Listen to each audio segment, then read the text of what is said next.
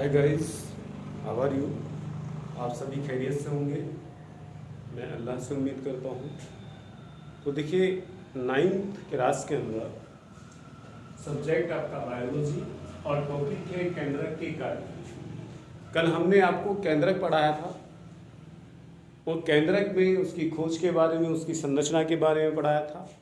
खोज मैं एक बार फिर रिवाइज करा रहा हूँ। खोज किसने की थी?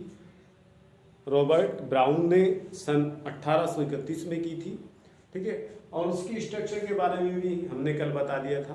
तो ये केंद्रक सभी कोशिकाओं में पाया जाता है, कुछ कोशिकाओं को छोड़ करके, जैसे आरबीसीएस, ठीक है। अब ये स्ट्रक्चर है, कल भी हमने बनाई थी, ठीक है। इसी क्या होते हैं? सिंपल स्ट्रक्चर होती है। ये गोलाकार अंडाकार होते हैं, ये दो झिल्लियों से घिरे होते हैं, 1 और 2, ठीक है। ये हमारी केंद्रक झिल्ली है, या इसे बोलते हैं न्यूक्लियर मेम्ब्रेन बोलते हैं इसको। ओके, अब ये क्या है कि न्यूक्लियर मेम्ब्रेन जगह जगह पर क्या है, ये छिद्र हुए हुए हैं, यहाँ पर टूटी हुई है। इसी छिद्र को क्या बोलते हैं? न्यूक्लियर पोर बोलते हैं। न्यूक्लियर पोर क्या होता है? न्यूक्लियर पोर की वजह से केंद्रक के अंदर से जो पदार्थ कोशिका द्रव्य में आना होता है वो कोशिका द्रव्य में आता है, कोशिका द्रव्य से केंद्रक में जाता है। तो ये न्यूक्लियर पोर इसका कार्य करते हैं।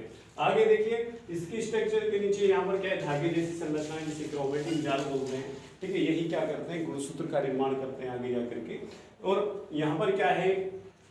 ये बीच वाला पार्ट जो होता है ये न्यूक्लियोलस होता है, इसे न्यूक्लियोलस बोलते हैं। ओके, ठीक है। और ये सारा का सारा क्या होता है? ये न्यूक्लियोलस, और हमारा जो है ये न्यूक्लियोप्लाज्म कहते हैं इसको। किसको बोलते हैं? जो द्रव होता है इसके अंदर भरा हुआ, इसको न्यूक्लियोप्लाज्म कहते हैं। ये तो हो गई इसकी स्ट्रक्चर। अब इसके वर्क रह गए थे, तो वर्क के बारे में बात करते हैं। तो आइए, मैंने यहाँ पर पॉइंट लिखे हैं। केंद्रक के कार्य, वर्क ऑफ न्यूक्लियस। क्या कार्य करता है केंद्रक? कोशिका का कंट्रोल रूम कहलाता है। सबसे फर्स्ट नंबर, कोशिका कंट्रोल रूम कहलाता है केंद्रक। क्यों कहलाता है? वो इसलिए कहलाता है कि कोशिका की अंदर जितनी भी क्रियाएं होती हैं, जैव रासायनिक अभिक्रियाएं चलती रहती है हमारी बॉडी के अंदर, यानी कोशिकाओं के अंदर, ठीक है। उपापचय होता है, मेटाबॉलिज्म की क्रियाएं, यानी कि कुछ पदार्थ बनते रहते हैं, कुछ क्या होते हैं? टूटते रहते हैं, ठीक है। और एनर्जी का श्वसन की क्रिया भी होती है, पोषण की क्रिया, सब क्या होती है? उसके अंदर होती रहती है। कोशिका विभाजन भी होता है। तो वो किसके कंट्रोल में होता है? वो कंट्रोल में होता है केंद्रक के।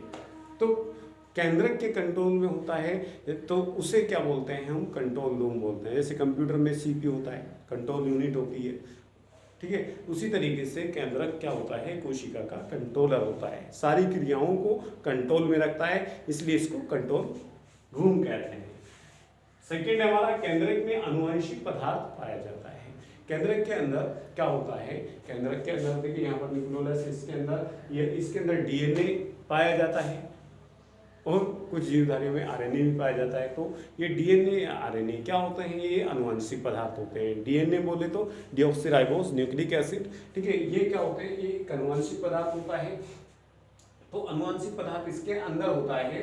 अब इसके अंदर पाया तो जाता है, लेकिन जीवों में क्या होता है? ये तीसरा है हमारा कि जीवों के वंशागत लक्षणों के लिए उत्तरदायी होता है। यही आनुवंशिक पदार्थ क्या होता है? आनुवंशिक पदार्थ कौन सा है हमारा? देखिए, ये क्रोमोसोम से, ये हमारा क्रोमोटीन है, यही क्या करते हैं? इसके अंदर आनुवंशिक पदार्थ होता है डीएनए, और यही इसकी वजह से ही क्या होता है? गुणसूत्रों का निर्माण होता है। अब ये गुणसूत्र आगे पढ़ाएंगे हम। तो इसके ये जब इसके अंदर पाए जाते हैं, तो यही केंद्रक क्या करता है? आनुवंशिक लक्षणों को अगली वाली पीढ़ी में भेजने के लिए उत्तरदायी होता है, ठीक है भाई।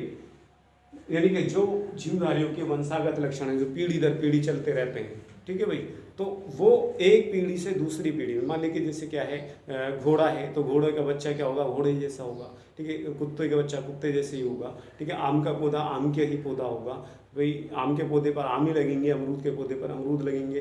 तो ये तो नहीं हो सकता कि अमरूद के पौधे पर आम लगेंगे, ठीक है, और आम के पौधे पर अमरूद लगेंगे। तो ये कौन निर्धारण करता है? ये वंशागत लक्षण दे जाने वाला कौन होता है? केंद्रक होता है। आगे आइए, नेक्स्ट है हमारा पॉइंट, कोशिका विभाजन के लिए उत्तरदायी। कोशिका विभाजन चौथा पॉइंट है हमारा कि कोशिका विभाजन के लिए कौन? केंद्रक। केंद्रक जो है कोशिका विभाजन के लिए उत्तरदायी होता है। यानी इस पर ही डिपेंड होता है। जब क्या होता है कोशिका विभाजन, हम आपको पढ़ेंगे इस कोशिका विभाजन किसे कहते हैं, सेल डिवीजन। सेल डिवीजन या कोशिका विभाजन वो क्रिया होती है जिसमें कोई एक कोशिका दो कोशिकाओं में बढ़ जाती है या ज़्यादा कोशिकाओं में बढ़ जाती है। एक कोशिका से दो कोशिका या चार कोशिका बनती है तो उसको बोलते हैं कोशिका विभाजन।